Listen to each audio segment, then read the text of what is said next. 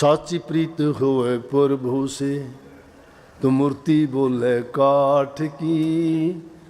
Gym मारा श्याम धनी जिमावे बेटी जाट की।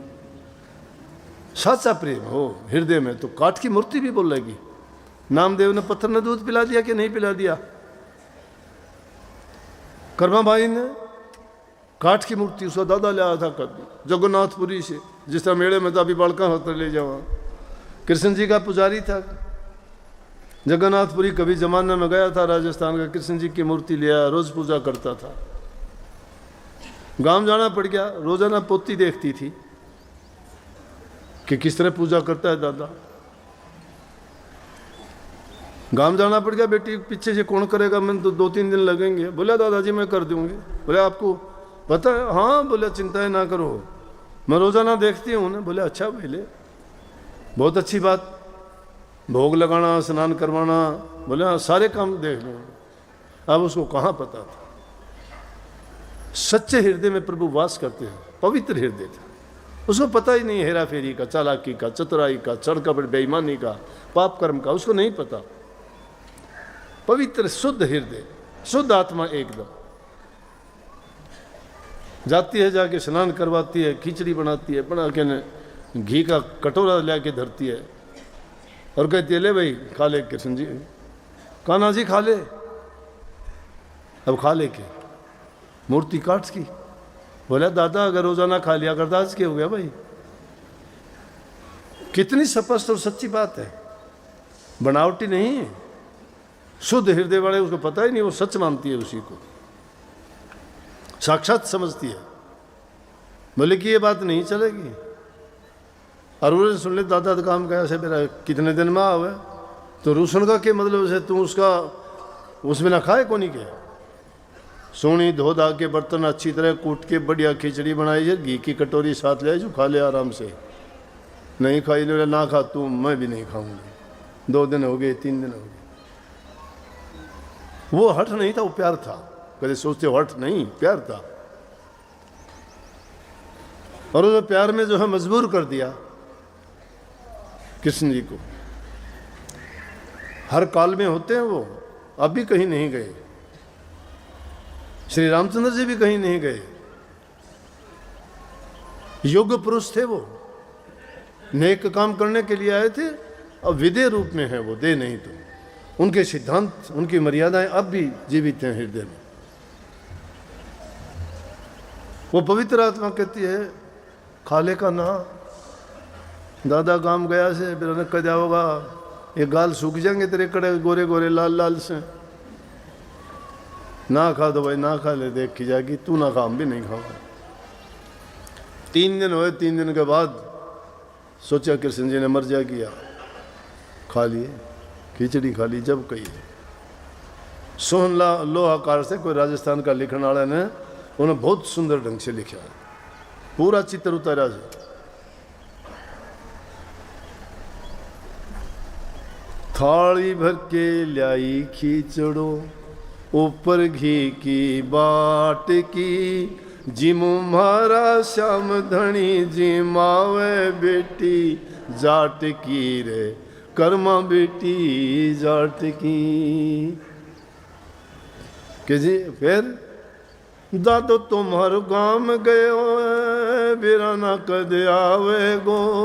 दादा के भरोसे भूखो ही मर जावे गो। आज जिमाऊं तने खींचड़ो, आज जिमाऊं तने खींचड़ो। घाल राबड़ी छाछ जी, जिम मारा श्याम धनी जिमावे बेटी जाट की रे, कर्मा बेटी जाट की। कितना प्यार कि जिम ले, लेकिन सारी बात होने के बाद में जब जिम लेता है तो सोन लाहौकार कहता है ये तो सच्ची प्रीत की बात है, भक्ति प्रीति की है। प्रीत प्रेम जहां सच्चा है वहां परमात्मा हमेशा मौजूद रहता है। इसीलिए हर काल में अपने भक्तों के लिए हाजिर रहते हैं परमात्मा, दूर नहीं जाते। अगर वो संत सतगुरु के रूप में है तो उस रूप में, देह रूप में होते हैं तो कम काम करते हैं, और विदेह रूप में होते हैं फिर बहुत ज़्यादा करते हैं। मेरे से पूछ के देखो, ये मेरे तो सारे काम करते हैं, मेरे तो सारे काम करते हैं, ना जिद करता ना कुछ, एक बार कहने की जरूरत चापे होया पाओ मन तो। इसलिए सच्ची प्रीत पैदा करो, हृदय में छल कपट ना रखो। कपट की भक्ति नहीं है, चतुराई की नहीं है। गुजारा करने तो और घनी दुकान खुल रही से, घने दुकान खोल रहे से, नकल करें से किते के। अरे नकल तो काम के चलेगा। फिर यहाँ से भाई किते पेड़ा के फल लागे हैं, उड़े दाने तो उन्हें उनके बीज ब्याज पड़ जाए तो छोटे मोटे उनके नीचे जाए में आया करें। तो हर कारण में ये दुकानदार भी लिखड़े हुए से। तो इस प्रकार के दुकानदार से लुटेरे, ठग, कपटी दुकान चलावनी है, पेट भरण खातर अपने वो किमी किमी लगा ले। लेकिन सच्ची भक्ति अगर करना चाहते हो तो इन ठगों से तो बच के रहो, और ये शिकायत ना किया करो हमारे घर वाले हमें आने नहीं देते। मुझे पता है कौन नहीं आने देता। ये दो विरोधी चीज़ों का जिक्र करते हो आप, दुष्ट, पापी, शराबी, कबाबी, झगड़ालू, चोर, ठग, वो भक्ति के रास्ते में बाधा डालते हैं। तुम्हारा प्रेम है भक्ति की ओर, तुम्हारे ही घर में वो लोग शराब पराब पीने वाले, उनको ये बात अच्छी कैसे लगेगी? तो वो तुम्हारे लिए बाधा डालते हैं। लेकिन मैं कहता हूँ तुम्हें एक चीज़ किसी को दिखाने की, बताने की नहीं। गुरु से तुम्हें नाम मिल गया, अपने घर बैठे भी भक्ति कर सकते हो, कहीं जाने आने की भी ज़रूरत नहीं है अगर सच्ची भक्ति करना चाहते हो तो। और अगर तुम घरों में खाम खा का ये आपस में मन मुटाव पैदा कर लोगे, विरोध होगा, तो कोई फ़ायदा नहीं है। अगर नेक इंसान होगा और तुम्हारे घर में हैं ऐसे आदमी, तो उनको एक बात कहो कि आप चलो सत्संग में, अगर एक भी आपको बुरा लग जाए तो हम जिंदगी भर मुँह करके नहीं जाएंगे सत्संग की ओर। अगर आपको अच्छा लगे तो आपको भी जाना पड़ेगा और बुरी आदत छोड़नी पड़ेगी, समझ गए ना? लेकिन कभी भी तुम मन मुटाव झगड़ा मत करो उनसे, क्यों? घरों में अगर शांति भंग होगी तो नरक समान घर हो जाएगा तुम्हारा, भक्ति भक्ति कुछ नहीं रहेगी। पहली चीज़ है घरों में प्यार, प्रेम, शांति रखो। माँ बाप, बूढ़े बुजुर्ग की सेवा करो, बड़ों का कहना मानो, जबान से किसी को बुरा मत बोलो, मीठा बोलो। अगर तुम्हें कोई बुरा कहता है तो क्यों बुरा मानते हो भाई? क्या क्या होगा बुरा मान के? अगर कोई कहता है उसको कह दे, उसकी बात मान लो, हाँ ठीक है भाई तेरी सही है, तेरी मान लेंगे हम। कभी उसको एहसास अपने आप हो जाएगा। अपराध बोध जिसको हो जाता है ना, वो आदमी अपने आप शर्मिंदा हो जाता है। उसको पता होता है कि मैं अपराधी हूं। अपराधी, कई बार अपराधी को बेरा पता लगने के बाद भी वो फिर उससे निकल नहीं पाता है, आत्मग्लानि हो जाती है उसको। इसलिए इन अपराध जो इस तरह की बातें हैं उनमें मत पड़ा करो।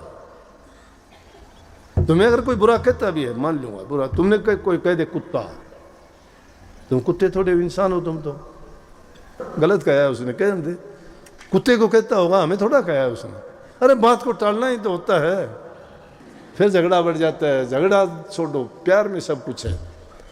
प्यार की भक्ति है। भक्ति अगर करना चाहते हो तो प्यार करो, प्यार करेगा वो सब कुछ पालेगा, सब कुछ कमा लेगा और सुख और शांति से जीवन बीतेगा। सब कुछ उसके पास है। सबको बहुत बहुत राधा स्वामी आशीर्वाद। कोई अगर किसी के पास जाता है, सुनते हैं, देखते हैं, कहते हैं तू कमा के नहीं खा सकता, तू जवान है, तू काम कर सकता है, क्यों मांगता है? लेकिन महापुरुषों ने जो बात कही वो इसलिए कही कि इंसान अगर उसकी मजबूरी है तो उस पर किसी का जोर चलता नहीं। भूखा आदमी है, रोटी की जरूरत है, उसके पास जो नहीं है तो मांगेगा। लेकिन ये भी कह दी कि जब मांगने वाला जाता है तो मरने के बराबर है वो, कोई शौक में नहीं मांगता, शर्मिंदगी महसूस करता है मांगने में।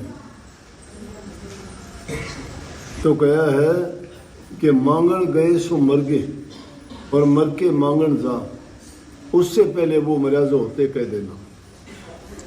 पहले कहा कि मांगना मरण समान है, लेकिन आगे ये कह दिया जो मांगने के लिए जाता है वो समझो मर के जाता है, उसका कोई कहीं भी चारा नहीं चलता जब वो मांगने के लिए जाता है, नहीं तो अपनी बेइज्जती करवा के कोई खुश नहीं है। और जो किसी से मांगने के लिए जाता है समझो कि वो सब कुछ उसका खत्म हो चुका है तब मांगता है। लेकिन जिसके पास होते हुए कह देता है कि ना मैं नहीं देता, तो वो उससे भी पहले मरा हुआ है। परंतु संतों का मांगना क्या है, कह दे कि संत भी भगवान धारके ने भीख मांगते फिरते हैं, उनके लिए छूट दे दी कि उधर समाना टुकड़ा और तन समाना चीर, ज्यादा संग्रह ना ग्रहता का नाम फकीर। कि जो पेट के लिए अगर रोटी मांग लेता है तो भूखा है, तन के लिए कपड़ा मांग लेता है तो ये कोई बुरी बात नहीं, उसके पास नहीं है तो मांग लेने में दोष नहीं है। तो मांगने के लिए कहा कि कभी मांगो ना, किससे मांगो? जो सबको देता है उससे मांगो। तुम जिस आदमी के आगे हाथ फैलाते हो उसने भी किसी से मांगा है।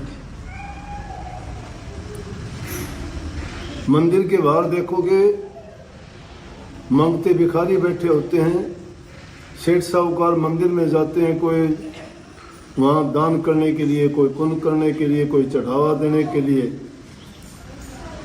और वहाँ पर उनसे मांगते हैं वो। और वो जो अंदर मंदिर में जाता है वो परमात्मा से मांगने जाता है, वो भी मांगता है। उसके मांगते बनने के बजाय आप उसके मांगते क्यों नहीं बन जाते परमात्मा के?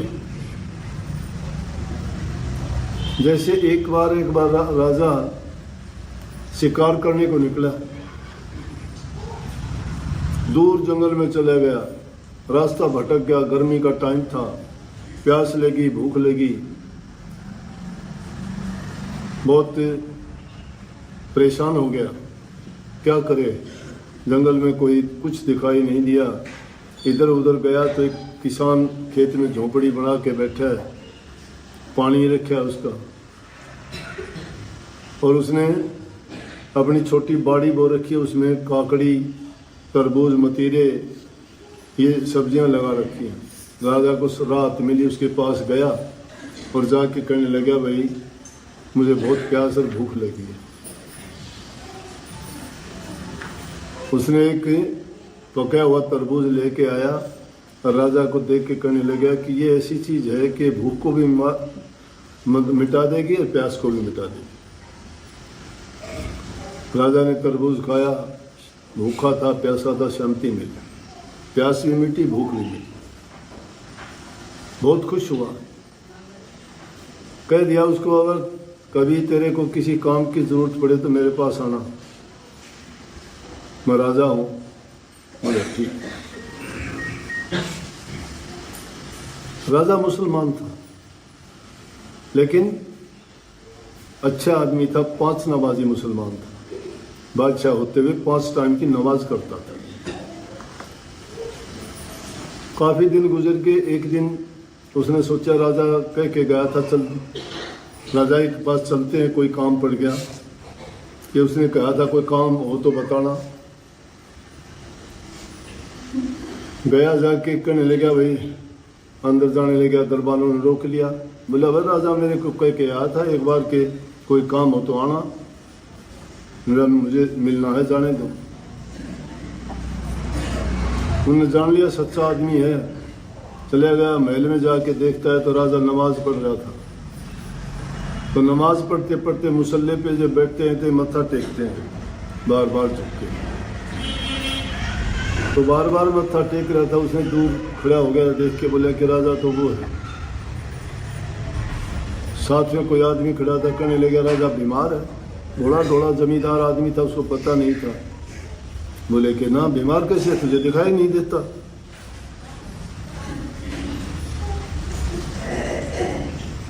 ये नमाज पढ़ रहा है, तेरे को पता होना चाहिए, खुदा की बंदगी करता है, इसको हाथ तू कर रहे ना। मैं तो ये उल्टा सीधा हो रहा था, मैंने सोचा इसको तकलीफ होगी इसलिए हो रहा है ऐसे। बोला नहीं, तो खुदा की बंदगी करता है। इतनी देर में राजा भी खड़ा हो गया। राजा खड़ा हुआ, राजा से बोला कि अच्छा जी राम राम और कह के वापस चल दिया। बोले क्यों भाई क्या बात होगी? आजा, पहचान लिया राजा ने। आजा, क्या काम आया था? कोई नहीं। बोला जी कोई काम तो आया था, लेकिन आपको देख के ऐसा लगा कि क्या आप क्या कर रहे थे? बोले मैं तो खुदा की बंदगी कर रहा था। क्यों, क्या बात थी? बोले खुदा से सब चीज मांगते हैं। बोला अच्छा।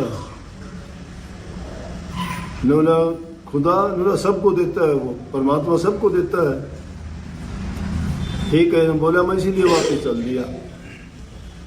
फिर आपसे क्या मांगू? जिससे आप मांगते हो आप भी मांगते, मैं भी मांगता, मैं उसी से मांग लूंगा। जिस चीज की हमें आवश्यकता नहीं है क्यों मांग लें?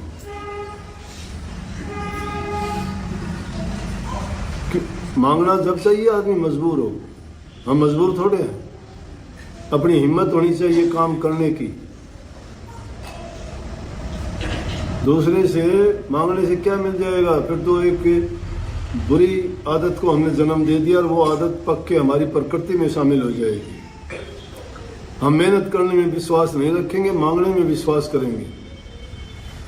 इसीलिए देखते नहीं कितने हष्ट पुष्ट आदमी भी मांगते फिरते हैं। काम की कहो, काम नहीं करेंगे। आदमी अगर काम करे तो मांगने की जरूरत ही नहीं पड़ती।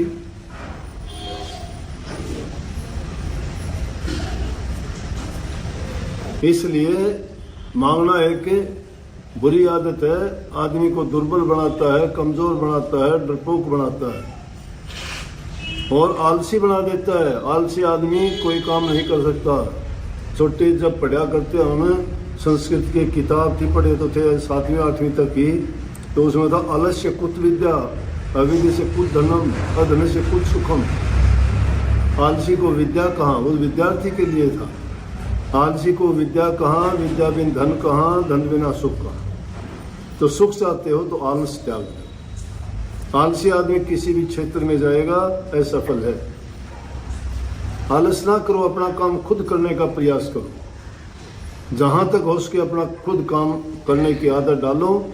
किसी पर अगर डिपेंडेंट हो जाओगे, किसी पर आधारित हो जाओगे तो पता नहीं वो कब आपको धोखा दे दे, मुश्किल हो जाएगी। इसलिए ये एक ऐसी चीज है कि जिसको मांगना, हाथ फैलाना आ जाता है ना, हाथ फैलाने वाला कभी हाथ यूं नहीं कर सकता, मांग के ही करता है।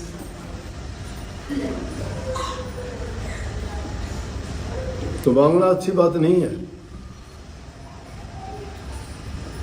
और जो चीज अपने आप आती है उसमें दूध का गुण होता है।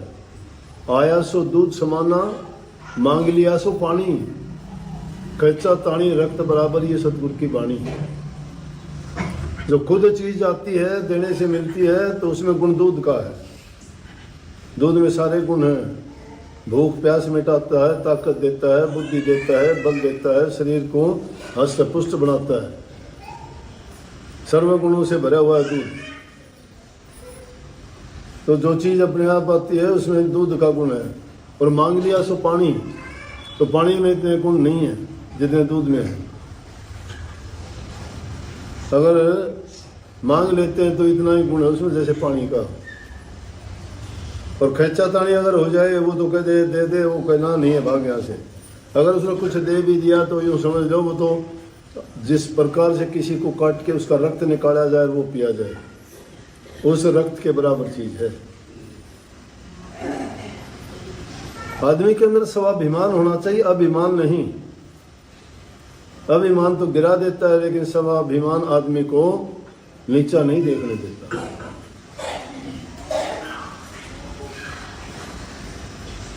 इसीलिए संतों ने बड़े सोच समझ के सब बात कही कि देख पराई चौपड़ी मत ललचावे जी, रूखी सूखी खाकर ठंडा पानी पी। पराई चौपड़ी देखने का मतलब दूसरे की चीज को देख के अपने मन में ये इच्छा पैदा ना करो मेरा भी ऐसा हो। अगर ऐसा चाहते हो तो मेहनत करो। कहता है जी को ना ललचाओ।